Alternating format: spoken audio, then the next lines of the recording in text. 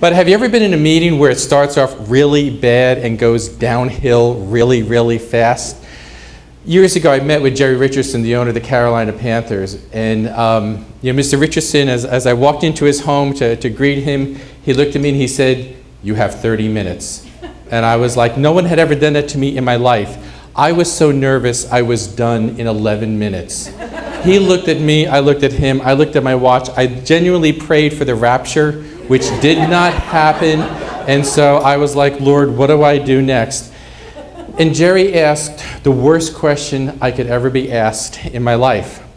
You see, when I first came to Charlotte, I was at the Charlotte Rotary Club, and they were asking, well, who went to Carolina, who went to Duke, who went to Davidson? And I quickly learned that in the South, where you go to school is very important. Well, I went to school in the North. I grew up outside of New York City on the Jersey side, and Mr. Richardson's question was, well, where did you go to school? And I'm thinking, Lord, why'd I pick one of the other more neutral schools in Jersey that would have maybe sounded like it was from Alabama or Tennessee? And I'm looking at him, praying, seriously, praying for the rapture, which is, I'm giving God like seconds, please help make this happen. And he didn't. And so I looked at Mr. Richardson and I said, Jersey City State College. And he went, oh. And I knew it was all over. And Jersey City State College oozes of the North. At that point, I didn't tell Mr. Richardson the other part of the story, because the other thing I've learned about living in the South is you don't commute to college. You live on campus, okay? And, I was grateful for my education and that my parents could pay the tuition, but I became a commuter student. And the second semester of my sophomore year, I bought a 10-year-old classic Mustang, a 66, from a neighbor who was a mechanic. I don't think he ever worked on it. It was a piece of junk. And I would spend the next few years rebuilding the car and getting it running. And one of the problems I had, as much as I rebuilt the entire brake system, was that you would put your foot on the brake and the car would stop and the pedal would come halfway up, but the brake lights would stay on. And so the battery would go dead. So then I learned when I was driving, you stick your foot under the pedal, which is not a safe thing to do, and the brake lights go off. But if I didn't do that when I parked the car, the battery went dead. So I didn't know what to do. I checked everything in the car, and finally I said, my father had an old inner tube, and so I took the inner tube and I cut a 1-inch rubber band. I wrapped it around the steering column, around the brake pedal, and when you put your foot on the brake, it flew back in your face like this. Now, and this is the story gets worse. I went through 3 New Jersey inspections with a rubber band on the brake pedal, and I passed. I passed. Doesn't say much for Jersey brake inspections, but I realized over the years as I look back at that experience, that wasn't how Ford designed the 66 Mustang. There was something broken in it. And since I couldn't find out what was broken, I came up with something that would help it function, but it functioned dysfunctionally. And I graduated college and sold a car with a rubber band on it. If you think about it, this is what we address every day at Charlotte Rescue Mission, this level of dysfunction. There's a great scripture verse that all of you know out of the Old Testament that's repeated over and over and over again. One of the great spots that I love where it is repeated is in Exodus 20. And if you know that portion of scripture, it's where God gives the 10 Commandments. And after God is done talking about our relationship, or his relationship to us and ours to him, he pauses. And almost like a late 50s, very early 60s TV commercial sponsor, remember this, when they would sell Tide and the man on TV would go, and now a word from our sponsor, right? And they would sell you Tide or whatever. Well, it's almost like God, in talking about our relationship to him, says, and now a word from the sponsor. And he says 2 things. He says, the sins of the father repeated upon the generation to the generation. We had a woman, someone else other than Miranda, who came through Dove's Nest, and when she was trying to be admitted to the program, she was a domestic violence person. Her case was so bad that the domestic violence advocate knew that there was a 3-month waiting list, sent us photos of this woman. Her skull was cracked. She had 2 purple rings under her eyes. Linda, who was handling admissions at the time, as she tells the story, almost heaved, and we would eventually get her into the Dove's Nest program. I was doing a simple class one day, and I was taught the simplicity of it is that it was not God's will for you to be in a domestic violence relationship. She looked at me with the most puzzled look on her face, like she couldn't comprehend what I was saying. I looked at her and I finally stopped class, and I'll call her Susie, and I said, Susie, what in the world is going through your head? And her answer, it was almost incomprehensible, as she said, I have no idea what you're talking about. So I stopped class. And I said, all right, Susie, talk to me. And she said, Tony, you don't get it. She said, when I was a little girl, all I saw my mother in was abusive relationships, and I thought that was normal. And when I became an adult, I pursued abusive relationships. You see, God warns us that in Exodus 20 that the sins of the father repeated upon the generation to the generation. The problem is that other than friends that are friendless, most people in the world don't read the next verse, but you have, which is why you're here. Because the next verse is the heartbeat, I think, of the friends that are friendless. Because the next verse simply says this, to those who love me, my mercy is on the thousands. You know, and you're a part of providing almost 200,000 meals a year. You're a part of providing 50,000 nights of lodging. You're a part of providing 75,000 hours of classroom and instruction and counseling. But let me tell you what you're really a part of, because Miranda hasn't told you the full story. Let's fast forward Miranda's life 30 years. And if I'm still alive, one of her kids, her two kids, pulls me over to the side and says, you didn't know it, but in 2011, when my mother was in Dove's Nest, she stopped playing games with God and got serious with God and let God be God in her life. And now this son or daughter, almost with tears coming down their face, says, all the generational dysfunction, all the insanity that was previous to mom entering Dove's Nest stopped when she made that genuine commitment to God at the Dove's Nest program. And then Miranda's son or daughter introduces me to their spouse and their children. And see, what happens is that God says, to those who love me, my mercy is on the thousands. And there'll be generations to come after Miranda goes home to be with the Lord that will say it was great-grandma Miranda that broke the generational cycle, and we're all established in the faith because of a decision and a commitment that she made in 2011 at the Charlotte Rescue Mission Dove's Nest program. We've talked a lot about family. Now, of course, you've seen my sister, my mother's here. She volunteers at the mission. You are family to clients, and that's really important because I've learned that when somebody's in active addiction, they burn every relational bridge that they have with family members. By the time they get to Dove's Nest or Rebound, the family has said, here they are, they're yours, we're done, good luck, God bless, if you can fix them, you're a miracle worker. I don't think it's going to happen. And so they've burned every relational bridge that they have. Why do they need your help? Why do they need someone to intervene? Can't they just like pull themselves up from their bootstraps? You know, in 1988, my wife and I were in ministry in a different denomination.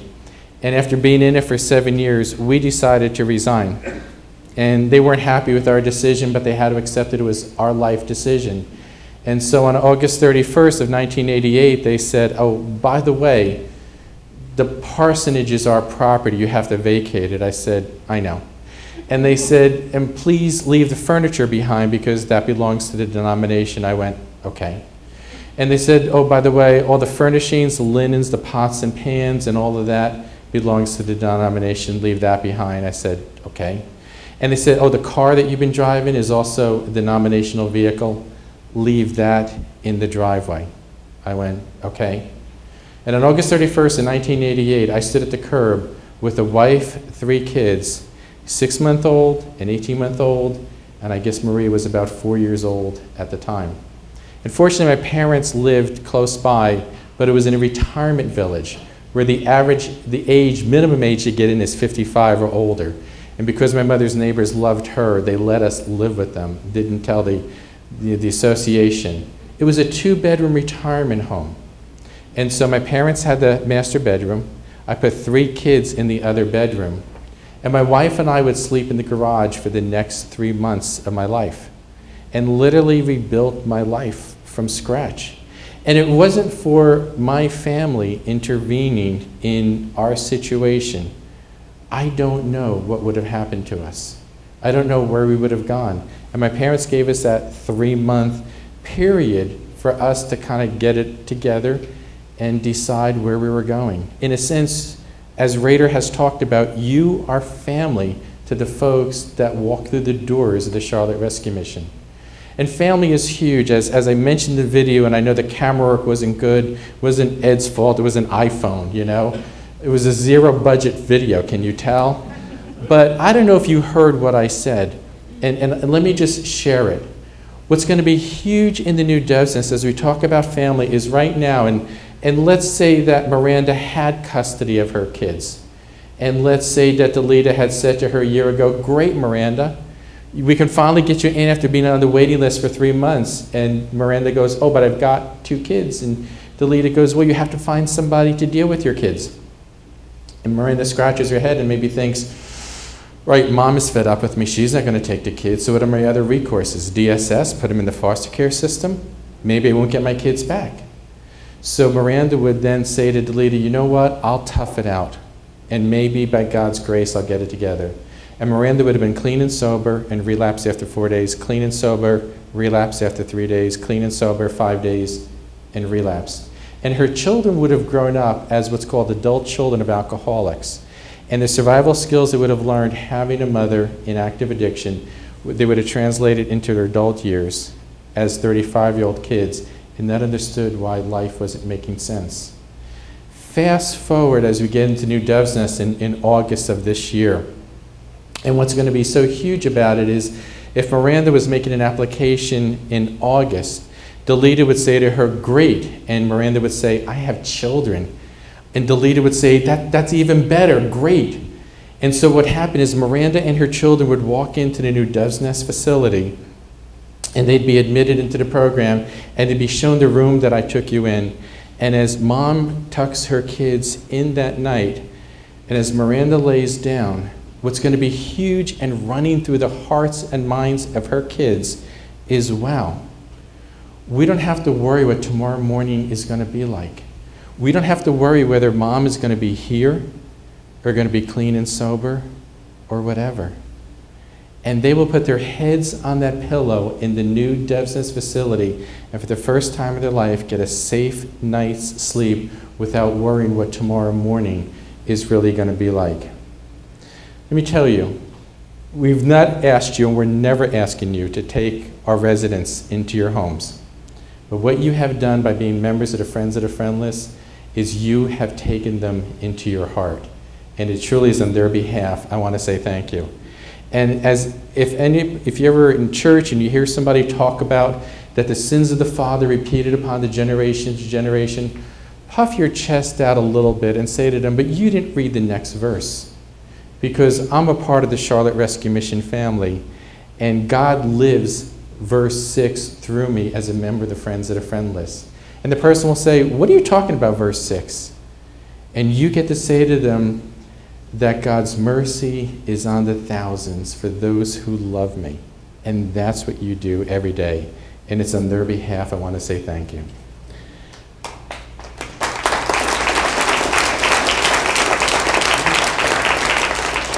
Now I want to lighten it up and bring it to a conclusion. Back in 91, 92, one of those years when I was living in New Jersey, my wife and I had a cookout. Now I understand in New Jersey it's called a barbecue, but I've learned down here it's called a cookout, and a barbecue used to be a machine, but now I eat barbecue. It took me 16 years to get all that straight.